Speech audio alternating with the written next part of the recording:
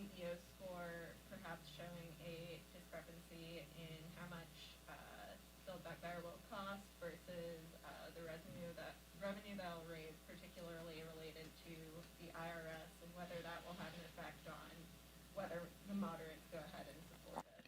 No, I think, as both Sean and Pete indicated, we've been historically united, and we will continue to be as we work through these important policy discussions amongst the House Democratic Caucus family, but at the end of the day, committed, as we've consistently done, to arrive at the highest common denominator in order to deliver the Build Back Better agenda for the people. I think, you know, President Biden promised two things in the context of the Build Back Better agenda on the revenue side.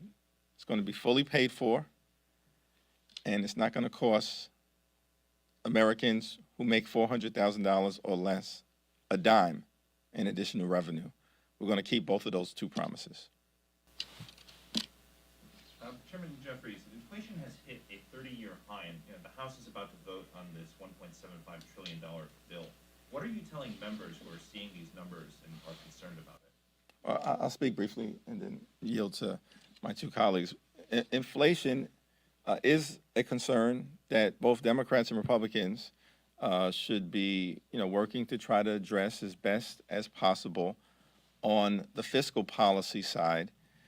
But of course, a lot of the inflationary issues have to be dealt with in terms of monetary policy with the Fed. And they've done a good job, in my view, the Fed, in helping us get through this once-in-a-century pandemic through the execution of monetary policy. And hopefully they'll address these inflationary concerns, which in many ways relate to the COVID-19 pandemic, creating supply chain dynamics. Now, a wide range of economists who have looked at the issue of inflation have concluded, one, that they expect these are short-term issues, unlike the dynamics that we confronted where we saw double-digit inflation in the 1970s. This is not that. But more importantly, the Build Back Better Act, what we can do from the standpoint of fiscal policy, is going to cut costs. It's going to cut child care costs. The average American family spends about $8,600 a year on child care. The Build Back Better Act will reduce that to zero for working families and middle-class families. The average senior in this country pays about $6,000 per year as it relates to life-saving prescription drugs. We're going to drop that to about $2,000, no more than $2,000. We know the cost of housing has been increasing. We're investing $150 billion in the creation and preservation of affordable housing. And so the Build Back Better Act is going to deal with these cost of living issues in a decisive way, some might argue in a historically transformational way. Pete? Just briefly, we also saw the president act on this back in California, working with leaders at the Long Beach and Los Angeles ports, addressing the global supply chain, making workers more productive, and as the chairman mentioned, lowering the costs that Americans are paying. Those are issues that are going to help deal and combat inflation, creating jobs, increasing productivity.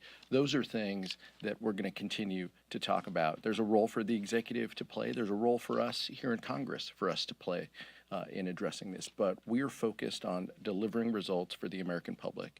That's what we're focused on. That's what we go home and talk about, and that's what we're going to continue to do.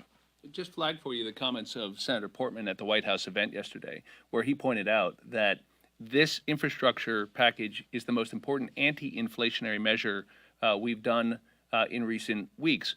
Why? Because inflation is when demand outstrips supply. This provides huge investments on the supply side, more efficient ports, more efficient roadways, more systems to move goods and services, to get our people to and from work more efficiently, which reduces energy consumption and demand.